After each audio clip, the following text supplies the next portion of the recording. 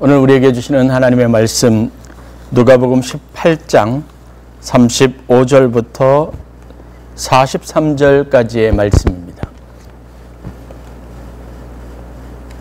제가 여러분들에게 봉독하여 드리겠습니다.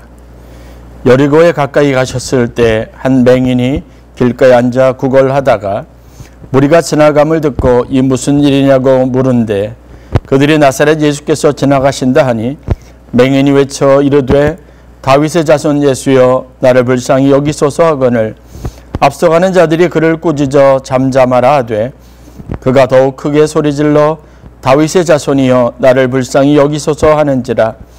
예수께서 머물러 서서 명하여 데려오라 하셨더니 그가 가까이 오매 물어 이르시되 네게 무엇을 하여 주기를 원하느냐. 이르되 주여 보기를 원하나이다. 예수께서 그에게 이르시되 보라 내 믿음이 너를 구원하였느니라 하시매 곧 보게 되어 하나님께 영광을 돌리며 예수를 따르니 백성이 다 이를 보고 하나님을 찬양하더라. 오늘은 여러분들과 함께 간절함이 주는 유익이라는 말씀의 제목을 가지고 본문을 중심으로 함께 은혜를 나누도록 하겠습니다. 20세기 초 미국 서부의 작은 도시에서 일어났던 일이라고 합니다. 어느 날 10살 정도인 남자아이가 1달러짜리 지폐를 손에 꽉 쥐고 거리에 있는 상점마다 들어가 이렇게 물었습니다. 안녕하세요. 혹시 하나님을 파시나요? 가게 주인들은 안 판다고 말하거나 혹은 아이가 정상적이지 않다는 생각을 하고 혹은 어떤 사람은 자신의 가게에서 일하는 것을 방해한다고 여겨서 매몰차게 내쫓기도 했습니다. 이 아이는 실망하지 않고 이 상점 저 상점을 다니면서 1달러짜리를 내밀며 똑같은 질문을 던집니다. 안녕하세요. 혹시 하나님을 파시나요? 해가 점점 기울어져 가고 있지만 아이는 끝까지 포기하지 않았고 69번째 가게에 들어갔습니다. 그리고는 역시 똑같은 질문을 던집니다. 안녕하세요. 혹시 하나님을 파시나요? 그 가게 주인은 60이 넘는 머리가 하얀 노인이었습니다. 미소를 지으며 아이에게 이렇게 되물었습니다. 얘야, 하나님을 사서 무엇을 하려고? 자신에게 제대로 말을 걸어주지도 않고 내쫓던 다른 상점과는 다르게 자신의 이야기에 관심을 가지고 그리고 친절하게 미소를 띠면서 질문하는 이 할아버지를 보고 이 아이의 마음이 뭉클거렸습니다. 그리고 자신이 가지고 있었던 이야기들을 조심스럽게 할아버지에게 털어놓았습니다. 이 아이 부모는 오래전에 세상을 떠났고 이 아이는 삼촌에게서 돌봄을 받고 있었습니다. 그런데 이 삼촌이 얼마 전 공사장에서 일을 하다가 다쳐서 현재 위중한 상태로 입원해 있었던 겁니다. 삼촌을 치료하던 의사가 아이에게 삼촌을 구해줄 것은 하나님밖에 없다라고 말을 한 것입니다. 아이는 의사가 그렇게 말을 했을 때 하나님이라고 하는 물건 혹은 약을 사면 삼촌이 나을 수 있을 것이라는 생각을 가졌던 것입니다. 이 아이는 하나님에 대해서 알지 못했던 겁니다. 그래서 순진한 아이는 의사 선생님의 말을 듣고 자신의 수중에 있는 1달러를 가지고 그 하나님이라고 하는 물건은 혹은 약을 사기 위해서 이것저것 상점을 하루 종일 돌아다녔던 것입니다. 그런 아이의 말을 듣고 있던 노인이 눈시울이 붉어졌습니다. 그리고는 아이에게 이렇게 물었습니다.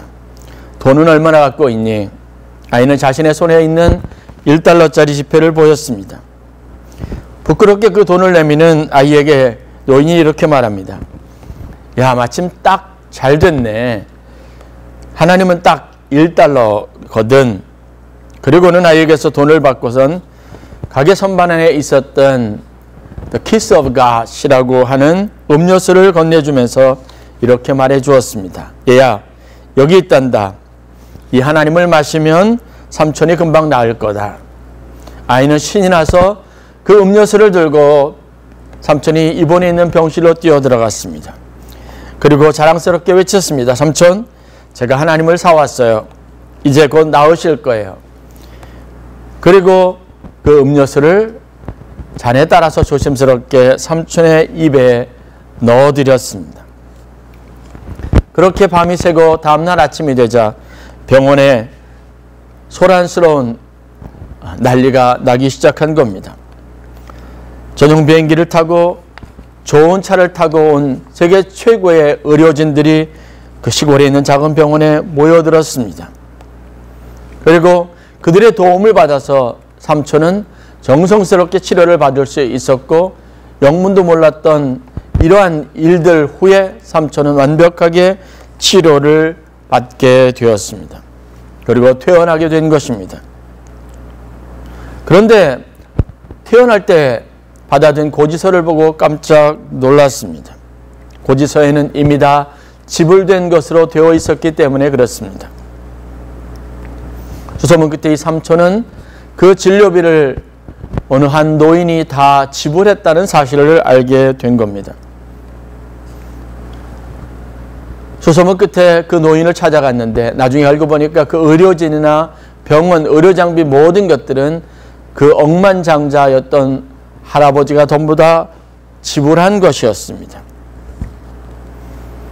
그리고 그 노인네는 바로 어린아이가 가게에서 만난 60세 할아버지였던 것입니다. 삼촌이 여러 가지 자초지종을 듣고 이 노인에게 깊은 감사의 마음을 전했습니다. 너무 감사한 나머지 어찌할 바를 몰랐습니다. 그때 노인을 찾아가서 살해하고 싶은 마음이 있었지만 사무실에 찾아갔을 때 노인은 보이지 않았습니다. 대신 그 노인이 남긴 작은 메모 하나가 있었습니다. 그 편지에는 이렇게 쓰여 있었습니다. 젊은이 내게 고마워할 필요 없네. 사실 모든 비용은 자네의 조카가 다 낸 것이니 자네에게 이런 기특한 조카가 있다는 것이 축복이 아니겠는가. 자네를 위해서 $1를 주고 온 거리를 누기며 하나님을 사겠다고 찾아다녔던 조카 말일세. 그러니 젊은이 하나님에게 감사하세. 자네를 살린 건 정말 그분이니까 말일세. 어느 칼럼에 실린 이야기입니다. 세상에 이런 일이 있을까 싶은 이야기이지만 이것은 실제 있었던 한 사건이었습니다. 하나님이 일하시는 방식에 대해서 우리가 가지고 있는 여러 가지 호기심이 있습니다. 그리고 역사적으로 우리는 성경에서 하나님이 일하셨던 여러 시기, 다양한 상황들, 그리고 하나님이 일하셨던 현장에서 만난 사람들의 이야기를 흔히 볼 수 있습니다. 그것은 변함없이 하나님의 역사이고 오늘날에도 우리가 간절히 소망하는 하나님이 일하시는 방식이기도 합니다. 그렇다면 어떻게 하나님의 마음을 움직일 수 있을까? 하나님이 일하실 때 그가 일하시게 할 수 있었던 결정적인 동기는 무엇일까? 호기심을 갖지 않을 수 없습니다. 성경은 몇 가지 특징적인 사실들로 우리들에게 하나님의 마음이 움직여진 몇 가지 사례들에 대해서 이야기하고 있습니다. 그 사례들에게서 공통점을 찾아볼 수 있는데 그것이 바로 간절함이라고 하는 겁니다. 간절함은 예수님께 찾아갔던, 하나님께 찾아가서 도움을 구했던 사람들이 가지고 있었던 공통적인 마음이었습니다. 그리고 더 주목해 보아야 할 것은 하나님께서도 예수님께서도 이러한 간절함을 믿음으로 보았다라는 사실들에 주목할 필요가 있습니다. 그래서 저는 오늘 우리가 가진 하나님께 대한 간절함이야말로 곧 우리의 믿음이라고 여러분들에게 말씀드리고 싶습니다. 하나님을 간절히 찾고 구할 수 있었던 것은 그분에 기대어진 우리의 마음, 그분에게 갈 때 그분이 우리 가운데 이루실 놀라운 일들에 대한 우리의 마음의 소원을 담고 있습니다. 그리고 의심할 여지 없이 우리는 이것을 믿음이라고 말할 수 있습니다. 누가복음 18장은 우리에게 기도의 필요성과 그 중요성에 대한 교훈을 주고 있는 말씀입니다. 1절부터 기록된 이야기에서 예수님은 간절한 기도가 얼마나 놀라운 힘이 있는지를 소개합니다. 기도해야 할 이유를 제자들에게 가르치셨습니다. 하나님께 나아 간절하게 구하고 찾고 두드리고 하나님께 무엇인가 도움을 요청한다고 하는 것이 얼마나 효용성 있는 일이며 얼마나 중요한 일이며 이것에 대해서 하나님께서 얼마나 세밀하고 민감하게 반응하신지를 보여주고 싶으셨던 것입니다. 그렇게 해서 등장한 비유 이야기가 우리가 잘 알고 있는 과부와 불의한 재판관에 관련된 예수님의 비유 이야기입니다.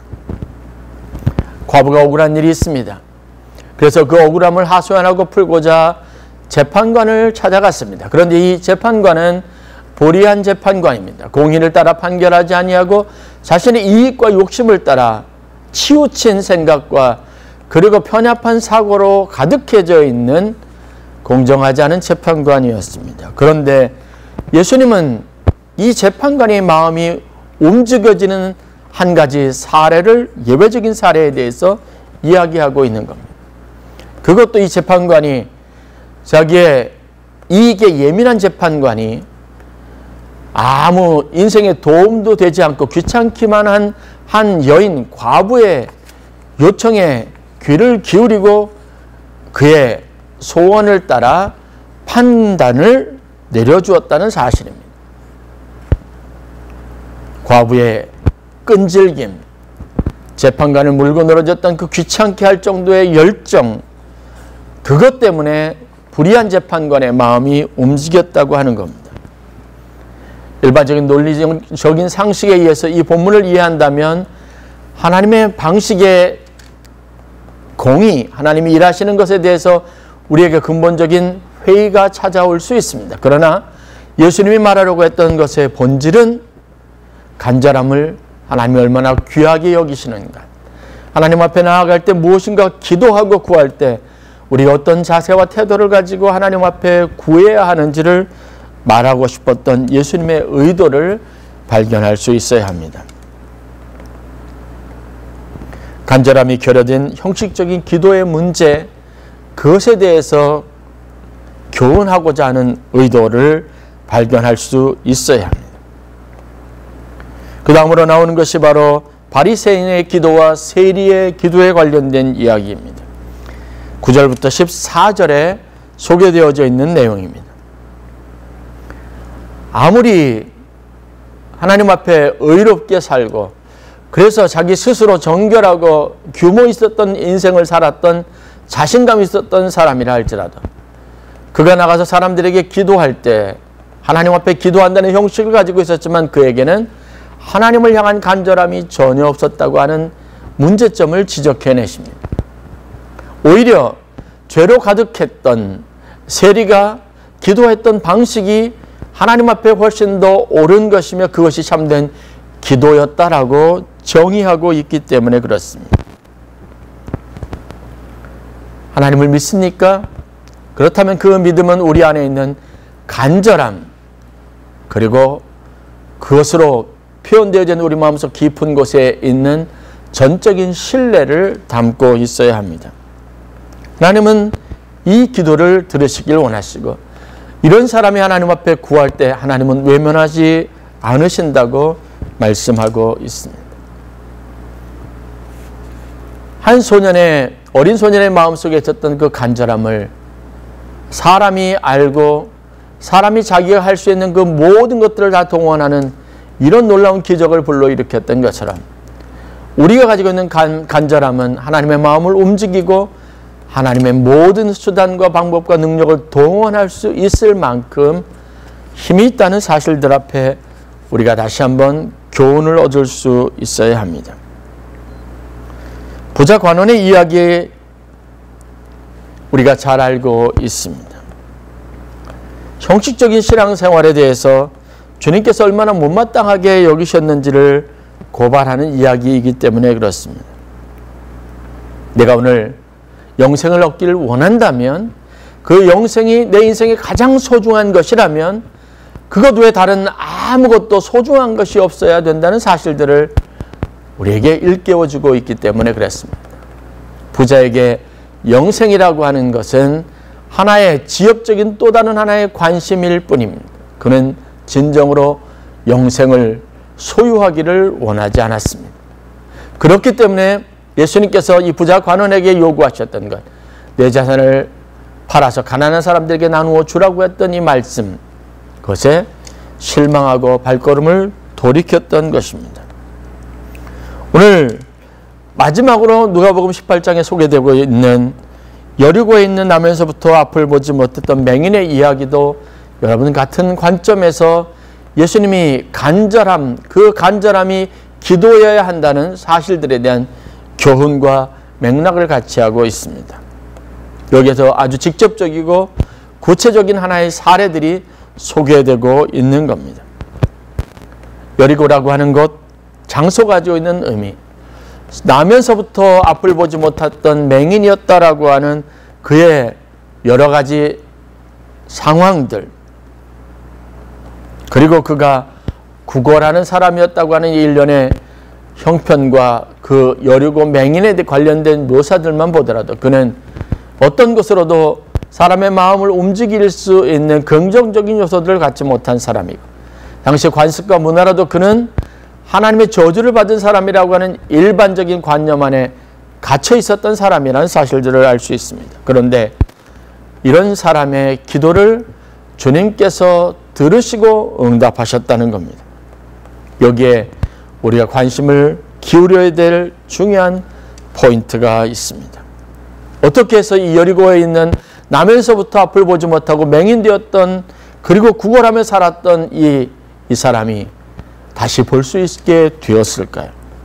성경은 몇 가지 그가 예수가 지나간다는 소문을 듣고 보였던 반응으로부터, 그가 보였던 태도로부터 기도 응답에 관련되어 있는, 그가 다시 볼 수 있게 된 기적과 관련되어져 있는 중요한 실마리를 우리에게 소개하고 있었습니다. 바로 이겁니다. 그의 간절한 외침입니다. 그의 외침은 사람들의 냉대가 심해질수록 더 커졌습니다. 사람들이 인상을 찌푸릴수록 더 강렬했습니다. 그래서 성경에 이렇게 소개합니다. 39절입니다. 앞서가는 자들이 그를 꾸짖어 잠잠하라 하되 그가 더욱 크게 소리질렀다라고 말합니다. 다윗의 자손이여 나를 불쌍히 여기소서. 이전보다 더 강렬하게, 더 큰 소리로 예수님에게 들리도록 그의 목소리가 더 높아졌습니다. 간절함은 더 불꽃같이 타올랐습니다. 그리고 우리가 아는 것처럼 마침내 예수님께서 가던 발걸음을 멈추셨고 그에게 다가가셨습니다. 그의 간절함에 예수님께서 반응하십니다. 그리고 이렇게 물으십니다. 내가 네게 무엇을 하여 주기를 원하느냐? 그를 데려오라고 명령하셨던 예수님께서 그가 바로 눈앞에 오자 그에게 있는 소원에 대해서 물으셨던 겁니다. 그의 간절함이 예수님의 발걸음을 멈추게 했고 그의 인생에 아무도 꿈꿔보지 못했던 놀라운 기적을 일으켰습니다. 이유는 단 한 가지입니다. 바로 간절함입니다. 맹인이 가지고 있었던 간절함은 그가 얼마나 결사적으로 예수님에게 자신의 인생의 소망을 두고 있는지를 보여주는 가장 좋은 사례라고 할 수 있습니다. 롯을 사랑하는 아브라함은 그와 그의 가족들을 살리기 위해서 성 전체에 예고되어 있는 하나님의 심판을 멈추기를 원했습니다. 어찌 보면 개인적인 관계에 관련되어 있는 그의 관심이었지만 그는 결사적으로 소돔과 고모라로 향한 하나님의 멸망, 심판의 계획을 되돌리기를 원했습니다. 그 간절함에 대해서 하나님께서 어떻게 응답하셨는지 우리는 너무나 잘 알고 있습니다. 자신의 비밀스러운 계획, 그 성에 있는 많은 범죄자들, 죄인들, 하나님의 마음에 들지 않던 그런 완악한 도시를 향한 하나님의 모든 심판의 계획을 무효화할 수 있을 만큼 관대한, 자비로운 제안으로 바뀌었습니다. 물론 그 결과가 하나님의 조건에 합당하지 못한 것이어서 소돔과 고모라는 하나님의 심판을 받아야 했다는 사실을 우리는 잘 알고 있습니다. 그러나 여기에서 우리가 하나님이 어떤 것에 반응하며 어떤 것의 그 뜻과 계획까지도 변경하시고자 하시는지, 하나님의 관대함과 하나님의 계획과 하나님의 생각과 하나님이 하시는 모든 일들이 어떠한 문제와 상황 앞에서 변경되고 변화될 수 있는지 우리가 성경을 통해서 관심을 가지고 볼 수 있어야 합니다. 신앙은 실존적인 접근 방식을 가지고 우리가 기울여야 될 노력입니다. 신앙은 바로 오늘을 살게 하는 힘입니다. 오늘 나의 삶의 행복과 불행을 결정짓는 결정적인 요인이 되기도 합니다. 그것이 누가복음 18장에서 기도를 가르쳐 주시면서 예수님께서 우리에게 하고 싶은 말씀입니다. 너희가 전심으로 나를 찾고 찾으면 내가 응답하겠다고 하는 약속을 다시 한번 강화시켜 주신 것이기 때문에 그렇습니다. 다윗의 신앙의 단면을 가장 잘 표현한 시편 19가 있다면 그것은 시편 42편에 나와 있는 고백일 것입니다. 사슴이 시냇물을 찾기에 갈급함같이 내 영혼이 주를 찾기에 갈급합니다. 이것은 다윗의 신앙입니다. 다윗의 믿음입니다. 하나님과의 관계 안에 있으면서 그가 가졌던 영적인 패턴입니다. 그는 이런 마음을 가지고 이런 갈급함을 가지고 늘 하나님을 찾았고 하나님께 그의 필요를 구했습니다. 그것이 오늘 우리가 성경에서 보는 다윗의 이야기, 다윗의 삶의 모든 이유이고 그가 하나님 앞에 선택을 받고 그의 인생에 하나님의 도우심이 함께했던 유일한 이유이기도 합니다. 우리에게서 점점 믿음이 힘을 잃어가는 시대를 살아가고 있습니다.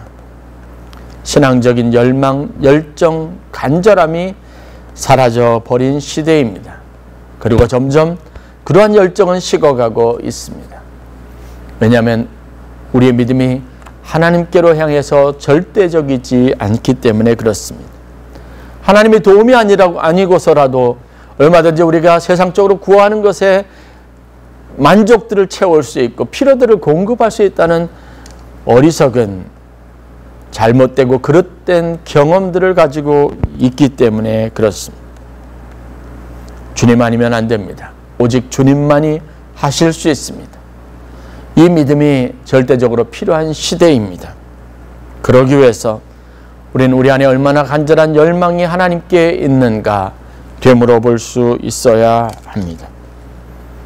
다윗처럼 사슴이 시냇물을 찾기에 갈급함같이 내 영혼이 주를 찾기에 갈급합니다 라는 고백을 가지고 하나님과 만나고 하나님과 교제하는 은혜가 여러분들 가운데 있기를 주의 이름으로 간절히 축원합니다.